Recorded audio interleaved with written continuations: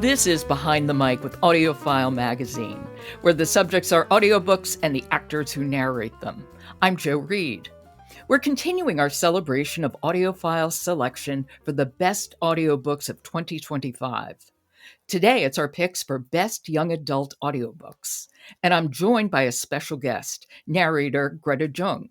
But first, let's kick off with AudioFile's selections for the best listens in young adult titles. Here we go. Among Ghosts by Rachel Hartman, read by Will Watt. One Step Forward by Marcie Flinchum Atkins, read by Chanté McCormick. Sisters in the Wind by Angeline Boulley, read by Isabella LaBlanc. Skin by E.B. Zoboi, read by Bahni Turpin and Robin Miles. Under the Same Stars by Libba Bray, read by January LaVoy, Jeremy Carlisle Parker, and Major Curda. And All Tomorrow's After by Joanne Yi, read by my guest, Greta Jung. Thank you, Greta, for joining us today. Hi, I'm happy to be here. And congratulations, being selected as one of the best YA listens. Thank you. I'm so honored, and I'm so excited to be talking about this beautiful book. Give us a brief overview of All the Tomorrows After. It's a coming-of-age story. It's about love and grief and family, and it's basically about this girl who has a mom who doesn't really parent, who has a dad who left the family. And her dad comes back into her life saying that he wants to rekindle a relationship. So that's what the book is about. I think it's interesting the way that Joanne Yi, the author, writes these women is so human. The mom is not like a stereotypical Asian mom that people often think of, like a tiger mom who's like hardcore parenting. She's actually someone who really doesn't seem like she wants to be a mom. And I thought that was really, really interesting to read. And then because of that, her grandma takes the place of her mother. And Winter's love for her grandmother is on a whole another level. So that was really beautiful to navigate as well. In a way, I think so much of the spine of the book is that intergenerational relationship between her grandmother, her mother, and then herself. So we're looking at 3 generations of Korean and Korean American women and how they shaped this girl's life. I think, to be completely honest and personal, I really related to this story.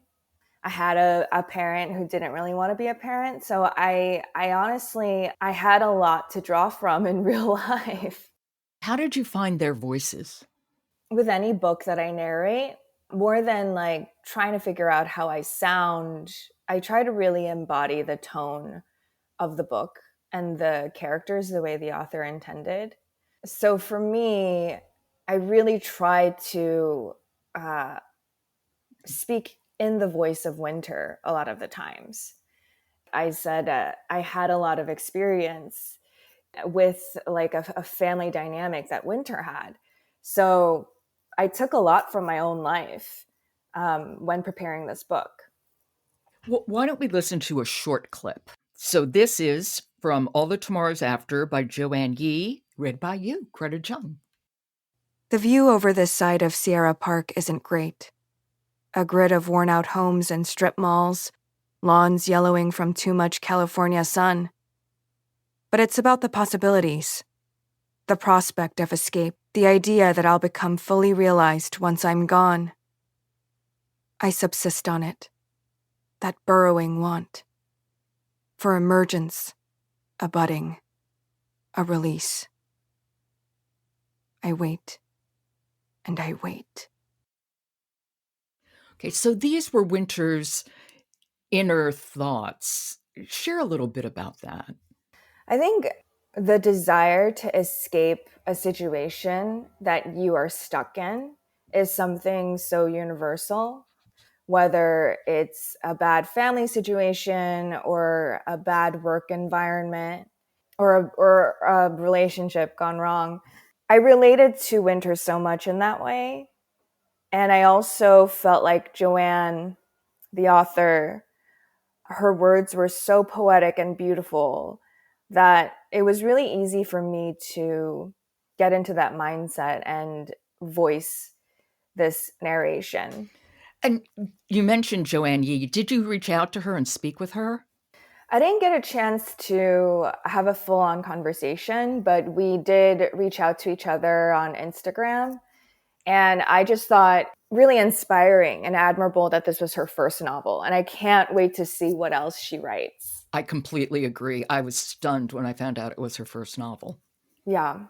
Well, you mentioned you identified a lot with winter, and there is a lot of, as I mentioned, intense emotions in this book. So how did you decompress after you were done recording every day? To be honest, when I have books like this where there's so much emotion, it takes me a lot longer to narrate because I stop and I cry. Oh, I let the emotions come through me and I let them out. Because if I don't, then it's just stuck and the narration isn't as good. So it was a lot of stop and start with the recording.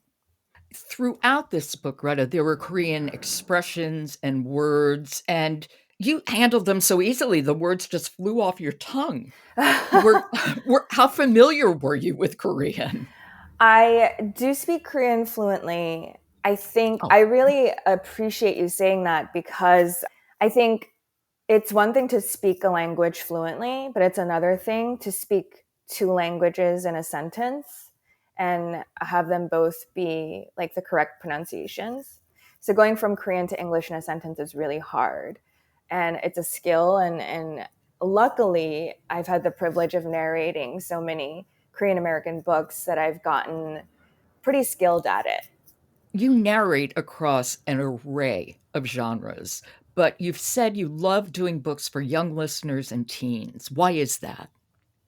I think stories are so important in any part of your life, but I think when you're a kid or a teen, just like winter, let's say you're in a situation that you didn't choose and you feel sort of stuck or you feel confused, which is so common as a teenager. You don't know where you're going to go. You don't know who you are. You're trying different things.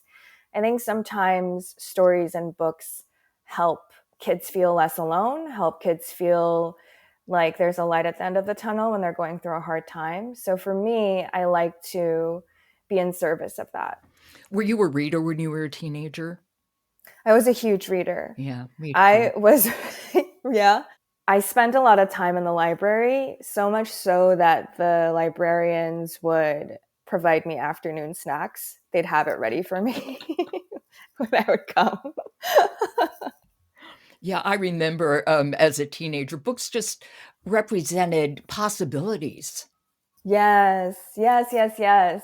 Another world that you didn't know, that's not a part of your reality. I think that's so important too, different perspectives as a kid. Yeah, and to be the narrator delivering that, I can see how that would be, just so enhancing for you. It's so fulfilling. It's so, so fulfilling. And then when I hear parents or even kids, talk about books that I've narrated, it really brings me a lot of joy. Yeah. I wonder what will stay with you or what has stayed with you from all the tomorrows after.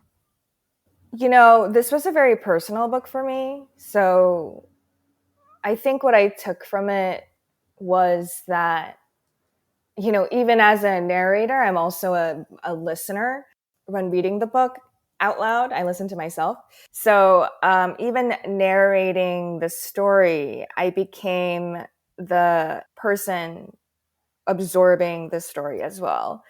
So I took from it that I wasn't alone myself, that there are other people who've gone through the experience I've been through. And also it was very nice to know that another Korean American woman experienced the same thing I did. So it was kind of beautiful. I really, really enjoyed narrating this book. It's a wonderful book. Yes. And I think you do a great, great job with it. I love YA fiction. Me too. Yeah, I really do. And this book just captivated me and made me, remember being a teenager when you can't control your life and you so want to, and life is just being thrown at you in all different directions. Yes, yes, yes, yes. It's so hard when you're a teenager. And I hope that the narration of this book can help other teenagers out there, other people out there who are going through a similar situation. Yeah. Well, thank you. Thank you for your time. Thank you for the book, Greta. You're welcome. Thank you so much for the interview. You're welcome. That was Greta Jung. She's the narrator of All the Tomorrows After by Joanne Yi, which AudioFile has chosen as one of the best listens in young adult audiobooks. Come back Friday for another Best of the Year conversation. I'll be speaking with narrator Karen Murray, discussing best children's and family audiobooks in 2025. Today's episode of Behind the Mic is sponsored by Dreamscape, publisher of audiobooks from authors Frida McFadden, Kirsten Proby, and Helena Hunting. Explore their full catalog at dreamscapepublishing.com.